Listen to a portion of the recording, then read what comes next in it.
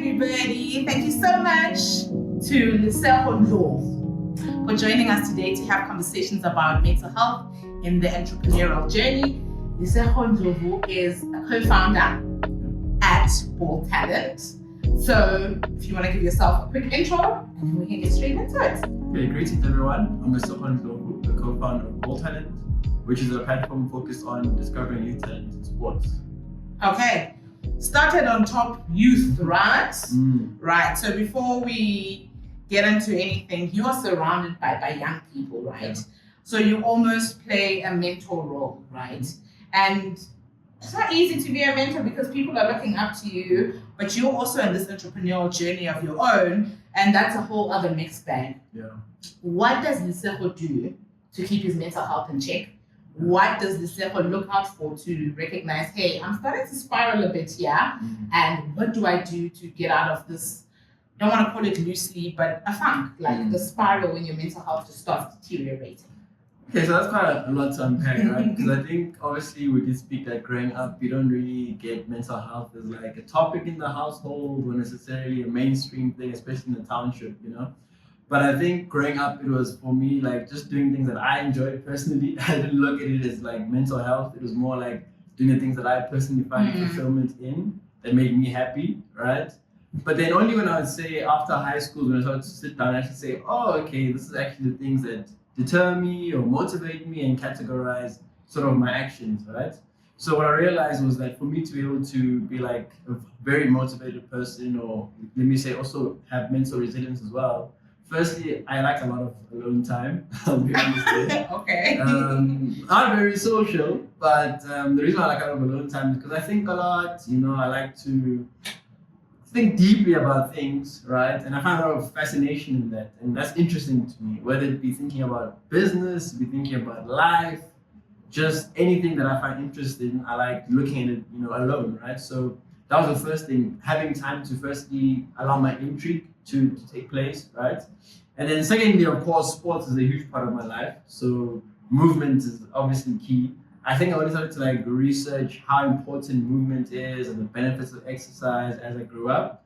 But growing up, I just enjoyed gym, all kinds of sports, soccer, cricket, rugby. So yeah. Oh, I love that. Yeah. What is it that you said? Alone time, right? Yeah. Not a lot of people in this time want to be by themselves, right? It seems like such a daunting task because even when you're by yourself, you're either on Netflix, you're on TikTok. Yes, you're sitting by yourself, but you're never really alone, right? You're never really alone. So for somebody like me, I'm one of those people, I vibe with being with people. That's where I get my energy from, being around other people. But what is it that, you know, little steps, you know, that other people can take because you are now into this thing. Yeah. We need little steps on how I can be more present in my alone time. You know, I'm not going to want to research anything because that's not my vibe. But what are the little steps that a teenage boy, right, someone that you coach, that can do, be it on a daily, weekly basis, just to be present and grounded? Yeah. One of the simplest things that I used to do even in high school, right, was between class sessions, if like you got maybe a bad result or something didn't go well in class, for example, is to take like 2-3 minutes before the next session and literally just no music, no nothing, just be with yourself, you know, and even you put like a 1-minute timer, if you know, because some people when they start meditating, they can't meditate for long, right? 30 seconds is much. Yeah, they'll be like, start off with 5 minutes. Some will say 5 minutes is too long. 5 minutes is really long. So just like set a timer for even a minute, you know, and give yourself that time to just take in your surroundings, where you at, who you with, how your day was, and yeah, I think that's the sort of small things you could do, right? And I also think, obviously, people say journaling a lot. I don't really journal, to be honest. But I can say that when I had a very difficult time in my life, journaling was very useful for me because at that time I was just in a space where I literally wanted to just map out my whole life and see where I was coming from and how I can move forward. And journaling was the best vehicle at that point. So maybe if you prefer writing, journaling could also be good for you. And also I would suggest meditation, of course, as a last. Because the first was more like taking a break for yourself, right? Yeah. Now I'm talking about like intentful meditation, like actually setting aside time to just again be with your thoughts and I think also mostly like feel yourself. It's like what I would say or call it. Oh. Okay, so you said something that's really important. You spoke about journaling, but what you said to me when I had a tough time, when I was going through a tough time, and you don't hear black men saying, "Oh no, I went through a tough time." It's almost like you put it on the back burner. You're a man, you move on, and you go, you get through it. Yeah. Boys, you don't do that nonsense of crying, right? You work with young men, right? And as they mentor, quote unquote, what are you doing to change those narratives, right? What conversations are you having to change those narratives? What spaces are you providing? And how are you making it know that boys are allowed to cry, boys are allowed to go through tough times? And it's okay for boys to go through things that are almost taboo for boys to go through. I think like obviously the first thing is the messaging around it, right? So the first part is understanding that it's not good to be alone when you're in a bad space, right? There's a difference between being alone because you want to feed your interest or you want to maybe be creative and have like an output, right? And then there's being alone with your own thoughts and emotions, which can also be good, right?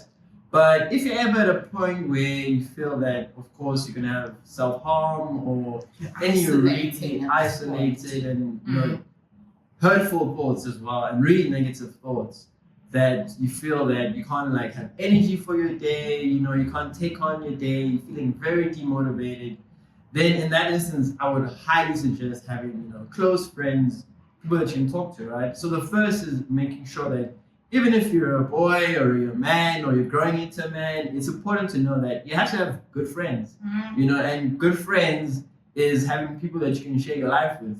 It's not to say that because I'm a man or because I'm a certain age, I cannot be vulnerable or I can't share my stories. You need a strong support system around you. And that starts with friends, family as well. Obviously, some things, you prefer to share with friends and family, but you need people that you can sit and talk to. So having an outlet is it's something that's extremely important. We were chatting a little bit earlier about, having these conversations with our parents and being able to say to your, I don't know what generation they are, boomers? Or whatever. Boomer parents that, girl, listen, I'm going through depression, right? And we can't have those, it's not going to be easy. It's going to take a lot. And you said, you know what, building a community around yourself is just as important because I can have that conversation with you now about what we grew up in, the situations that we grew up in. But I want to understand from your part, right, in the communities that you work in. Yeah. What are some of the things that you try to teach the people in your community? Relationships with money, what you eat is so important. The importance, what do you say? The importance of movement.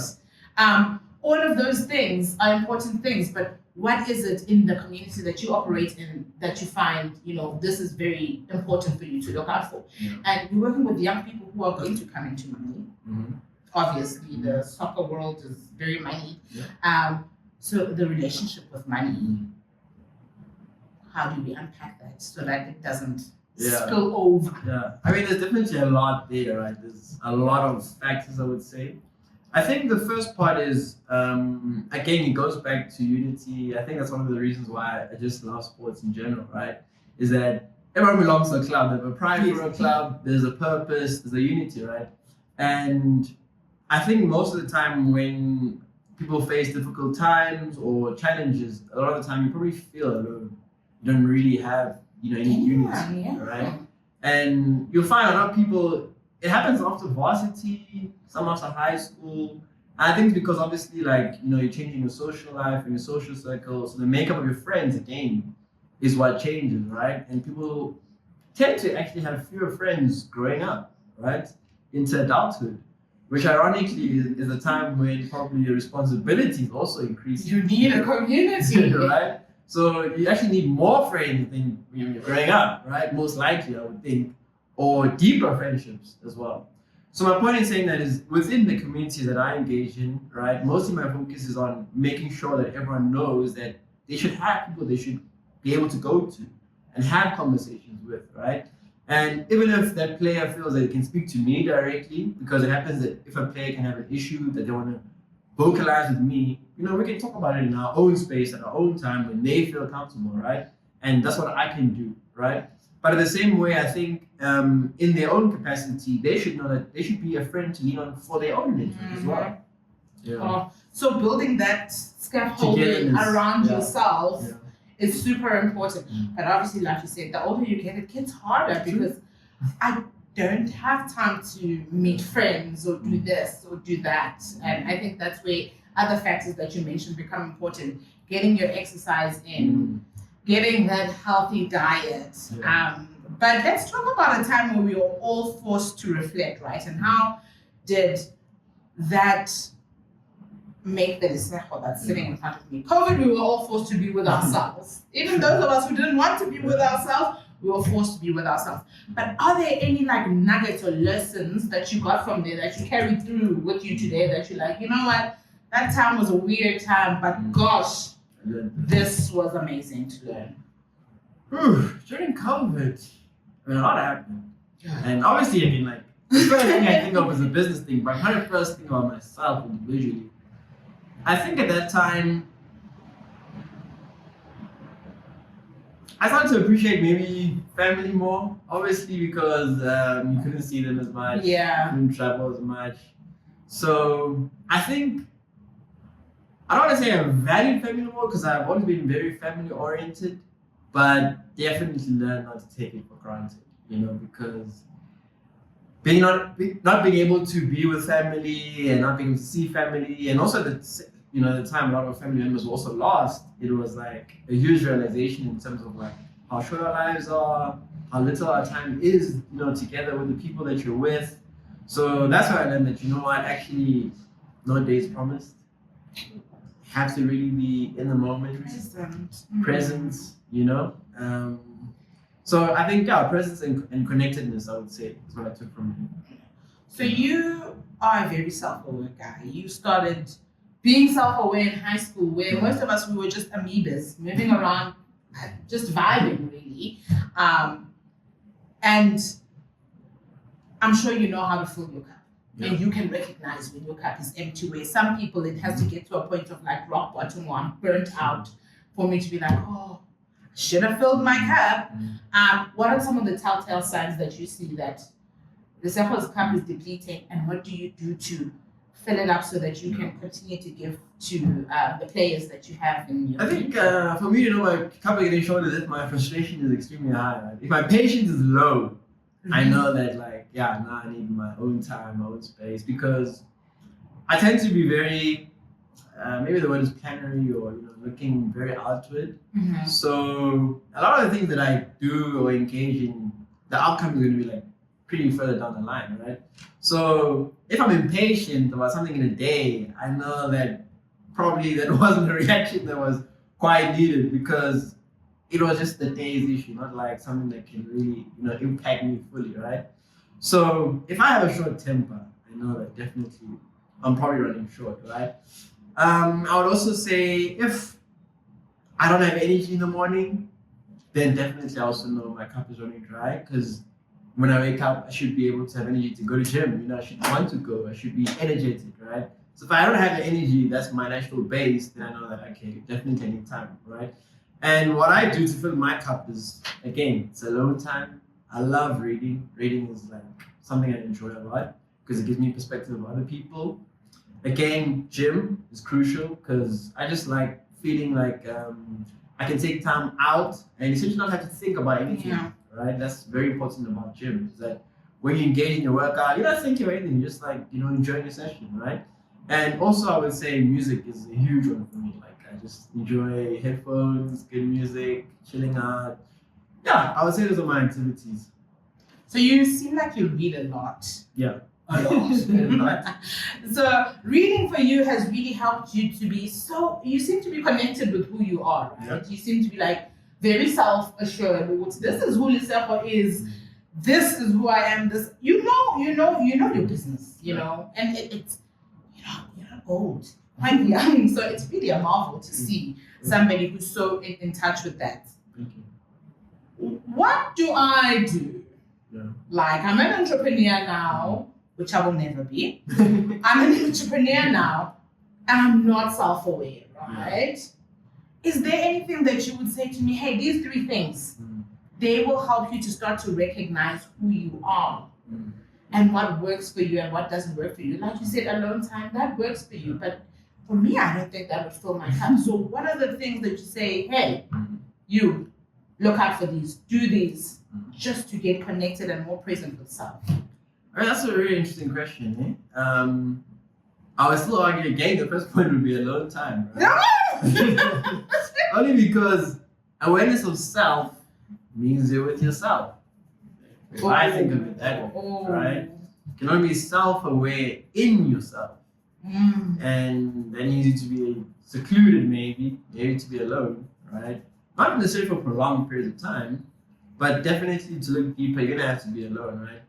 So when you're alone, right, I think the activities that you can do to become more self-aware are essentially goal setting. I think goal setting is very important because even if you may be in a job you don't want to be in, or in a sector you don't want to be in, I don't think your definitions can necessarily define your goal as a person, right? So goal setting is important because there's many ways to get to a goal, but your goal is not defined by where you're at. It's defined by what you want as an individual. So goal setting in your alone time is crucial. Again, I would also say experimentation. I think that's another key one because you can only find what you like, or you can only align with what you want by finding out what that is. You can only do that by going around and experimenting. So I think alone time, experimenting, goal setting are the 3 things I would say. What I love that you just said is that the situation that you're in, or the parameters that you're currently living with, don't have to define your goals. And it's so often that you dream so small because you are living in this little box. And sometimes this box that you set up for yourself isn't even really who you are, right? So it's so nice. I mean, kudos to alone time. It might have some benefits, but it's nice to hear that you can do things that take you out of the situation that you don't have to be stuck where you are. And I feel like often when we feel stuck, that's when we start to spiral. That's when those negative things that we say to ourselves start to come up. That tiny little voice that's always telling you, oh, you don't even belong here, you're not worth it. And I'm sure you've experienced that voice that will tell you, what are you doing next to a scout from Bafana Bafana? Who are you? How do you silence that voice? What do you do? What conversation do you have with yourself to silence that voice? And it can be loud. Of course. I think the first part is realizing never goes away, right? It's the same as nerves, Right. People always say when you present, they're like, you did really well, you're never nervous. It's like, no, I did it and I used my nervousness to do it, right? So I think the same goes for that, in the sense that I'm trying to think of how I can word it.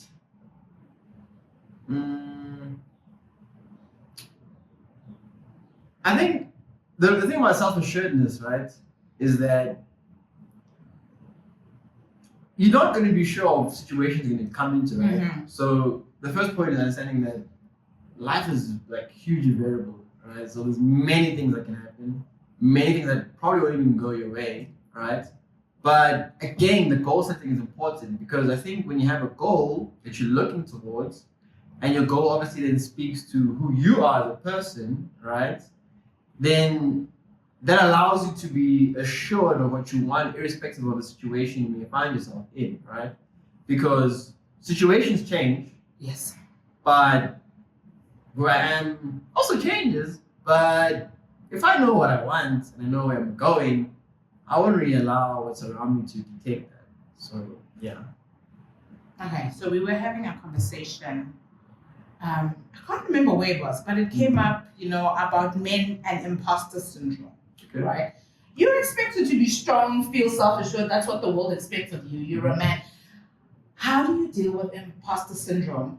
And how is it that we're telling people it's okay, for men to have imposter syndrome, but how do you deal with it when it comes up, right? Because it also comes along with that little, not so little voice telling you that you don't belong here. How do you deal with it? Because you play in rooms with pretty, to-do people. You play in big rooms. So when you walk into that room with those big people, how does the imposter syndrome, when it creeps up and you start to feel it, what are you saying to you? Because you're sending kids also to these big fields. So you need to also, I guess, pass on that message because they're going to play abroad, they're going to do all of these things that seem like huge dreams, bigger than, right? So how do we handle that? That's pretty acting. It's actually quite nice to hear you, vocalize it in that way. I think most of the time you're going to be stepping on a bigger stage when you want to self-realize yourself more, right? So whenever there's an opportunity to get deep into who you are, it's going to be part of a big platform or a big surrounding, and people have their eyes on you and all of these things. But what I've learned is that listening is key. Listening is key. Because as much as you may feel that you don't feel to be worthy in a room, or you may doubt your presence somewhere, but when you realize that, first of all, you're dealing with people, right? And everyone has their own journey. And you realize that, I'm in a room with people who are, doing amazing and they're at the highest level, but they all started somewhere. And understanding that will also make you understand that you're also starting somewhere. And using that as a basis to say, let me take my opportunity in this journey to listen to people who are greater around me, then I'll be more familiar with them. Then I'm not an imposter, I'm more on their level. I'm not an imposter. Listen, and you become a peer, you become a colleague in that situation. Relatable. Yeah, you're relatable. And it's so nice to hear that because when you walk into those rooms, you almost measure yourself against people. You're not even playing the same game. They're playing rugby at this point, and I don't know what junior rugby is, but then you want to fill those shoes so quickly, but you haven't walked the complete path. Your entrepreneurial journey, as we know, entrepreneurs is right? In your entrepreneurial journey, be it a mentor or anybody, what is some of the advice that somebody has given you about, be it mental health or just you, that has stuck with you and you carry with you through till this day? Or it might have been in a book in your case. Because... not really. But actually, it'll be from my mom, right? Oh. Because she was also an entrepreneur, right?